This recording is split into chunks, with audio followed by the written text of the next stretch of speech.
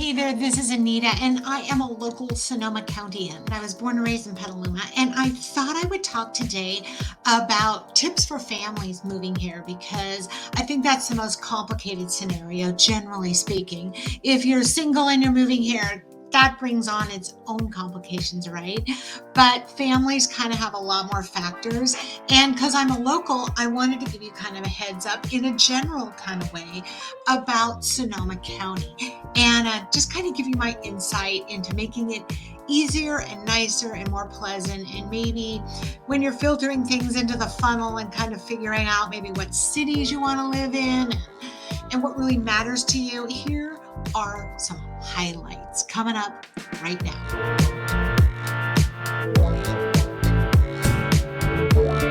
If you like this channel, give it a thumbs up and hit the subscribe button because I put out a new video every single Friday. Okay, so let's talk about the 6 main cities.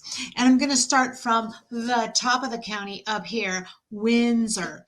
Windsor is a beautiful city. It grew kind of out of Santa Rosa. People moved up there like for decades. It was all farmland historically. And then in the 70s and 80s, they made it a city. They made the town green and the town center and the whole downtown area. So I would call it as close to a planned community as you can get. Very family oriented. I was just up there showing homes all day, and it's just families and babies and strollers and parks and every convenience store you could want.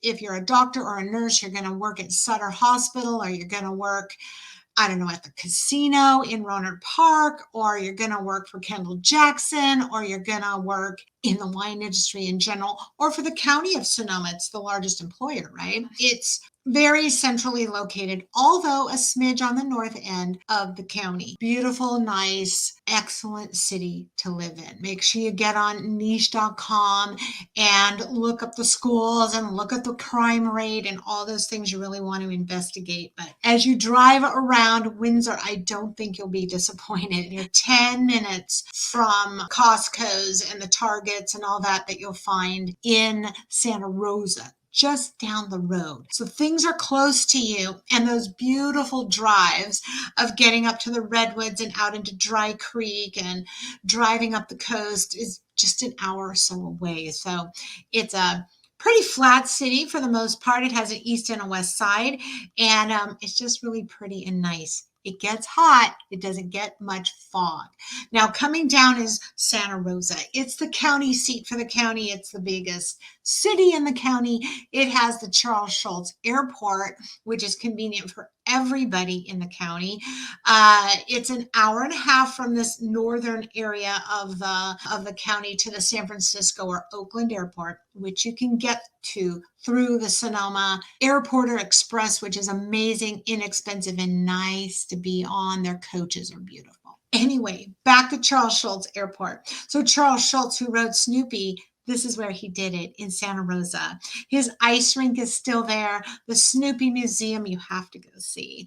And okay, back to the airport. You can fly to a lot of places. It's an awesome airport with a new terminal. Snoopy's Red Baron is hanging from the ceiling. And it's just a really nice local airport with expansion going on all the time. So Santa Rosa's big. It's got its north and its south and its east and its west side. A lot of new construction, a lot of 70s, 80s, 90s homes on the west side. The east side, it can be hilly, can be flat. It goes out to the valley. It's like 200,000 people. It's where the county seat is, the jail and the courthouse and all that stuff. The gem of the county, Santa Rosa Junior College, is right there with the Luther Burbank Gardens. I went there. Everybody's gone there, I think, in the county, at least to take a class or two, if not to get your AA degree, right? To transfer to a university, which is in the next town south in Rohnert Park, Sonoma State University, another nice school. But Santa Rosa is lovely. You can live in the flatlands, you can live in the hills. There's the old college section, which is cute with the 1940s homes, like the homes that were built after World War II. Oh my gosh. Santa Rosa has everything, and I probably have 40 videos on Santa Rosa, driving tours. You can see all the neighborhoods. So the next city down, as I said, is Rohnert Park. Completely flat, built a lot on adobe soil, owned by Fred Rohnert and his family for a long, long time, 100 years. That was a big seed farm, okay, in the 1800s. And slowly in the 60s, the 1960s, they started selling off the city in sections, A section, B section, D section. It kind of went out like a snail like that. And it's all the way up to the K and L section, which is the University District, the brand new building going on.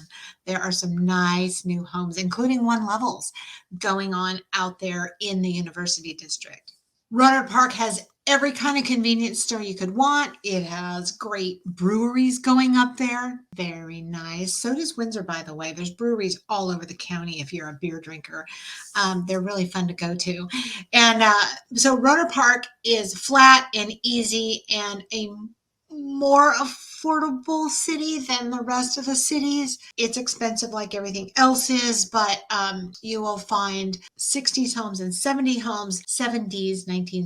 homes that can be in the $600,000 and $700,000 range that are quite nice, that aren't too fixer upper. Okay, so Rohnert Park's a great place. You kind of have to figure it out. It's a lot of shopping centers, parks, and homes. No high rises. There's a new downtown center going in. The city center there, which is going to be lovely, mixed use, an amphitheater, a actual downtown is going to happen in Rohnert Park. They've never had a downtown. It's just houses that sprawled and sprawled and sprawled for 4 decades, but they're going to actually have a downtown area. And I noticed the other day that it's all fenced off, which means the action's going to start the building. So it's just going to be super. So there's a casino. New casino went in a few years ago. I don't think that made the place go crazy with like worse crime rate. I'm sure it went up a little, but it's a nice place. The Grayton Casino is there. And the next town down is Petaluma, my hometown. And it has a west and an east side. The east side is sunnier. The west side has the fog a little bit coming in from Bodega Bay. It's miles of dairy farms, hay farms, sheep, goats, all out throughout the west part of Petaluma. Petaluma High and then Casa Grande High is on the east side. Petaluma is kind of known for its turn of the century downtown with the iron front buildings down there. Lots of antique stores and boutiques and great dining in downtown Petaluma. Everything from, Turkish food to Swedish food to the international scene has arrived in Petaluma. I remember when I used to call my mother and find out if there was a new stoplight or a new restaurant in town, because it was the bedroom community. You lived there and you worked in the city, and there was dairy. And let's not forget the chicken history, right? The incubator was created in Petaluma in the 1800s, and millions of eggs and lots of millionaires came from. There was lots of money in Petaluma, and they shipped the eggs up and down the Petaluma River, which is a saltwater inlet from the San Francisco Bay. They're paddling on it now. The sailboats come up. Petaluma has its own yacht club, the Petaluma Yacht Club. Yes, it does. So Petaluma is interesting. It's funky. It is 50 minutes, 50, from the Golden Gate Bridge. So it's always been popular because the city people from San Francisco, tired of the weather, the fog, the coolness, come to Petaluma, and they still get a little fog, but they get a little bit more heat. So they can live in the country, so to speak, and maybe work in the city. So if you kind of like that idea, look into Petaluma. Sebastopol used to be apple country. A lot of vineyards are there now. It's rolly, beautiful hills that go up into ridges, Bloomfield and Gold Ridge and Cherry Ridge, these beautiful ridges that overlook all of the Sonoma Valley from Santa Rosa into Sebastopol. A really beautiful part of Sonoma County. I love it.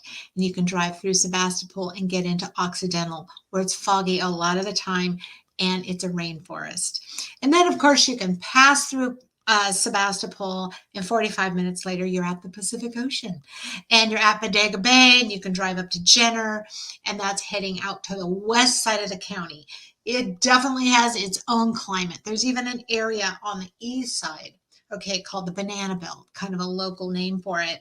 And that's probably where it gets a little bit more sunshine in Sebastopol. So it can have a lot of different kind of weathers going on there in Sebastopol.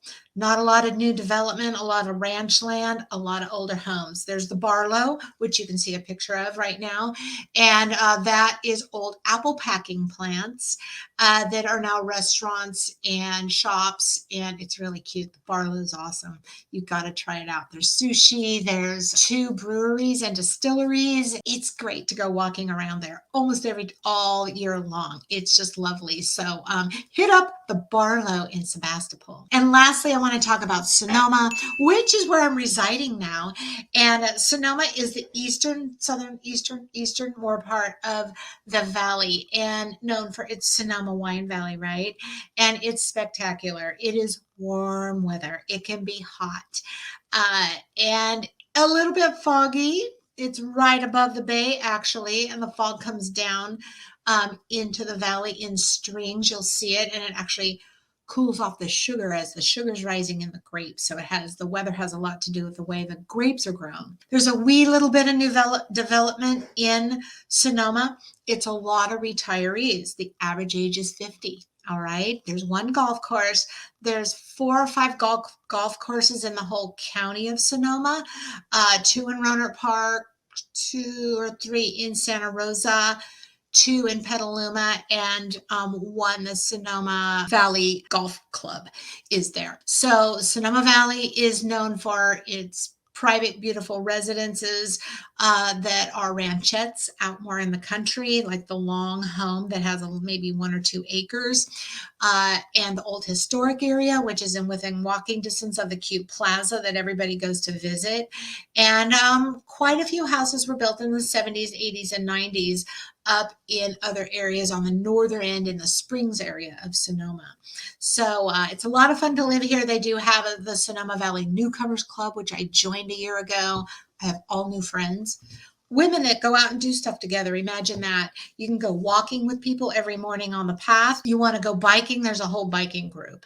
You want to go to Alcatraz or take a tour through a museum, call up your new friends with the Newcomers Club, and you have friends. And we chat and have coffee every Friday at Pete's on Broadway. Sonoma is warm, small townish. Once you hang out with everybody at the Newcomers Club, for example, you'll have new friends, and we call each other and we go do stuff together. We get in the 4th of July parade together. It's the best 4th of July parade ever. So it's very hometowny.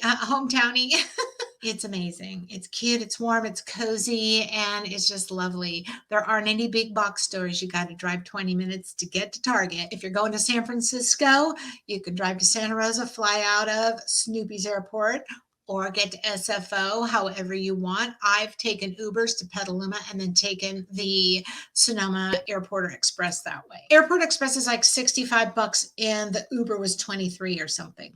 And that's one way getting to SFO. So there's no easy way to get to airports from Sonoma. It too is about 50 minutes to San Francisco. So if you're retiring, or a lot of people are still in the mode of, I'm not living in San Francisco anymore, I work for Autodesk or Google or something, and I want to live in the warm country, in the middle of wine country, or you're retired, this is a beautiful city to retire in. Call me, I can tell you more. Those are the 6 cities. Now, if you're a family, I would recommend the world of Windsor, Rohnert Park, and the east side of Petaluma.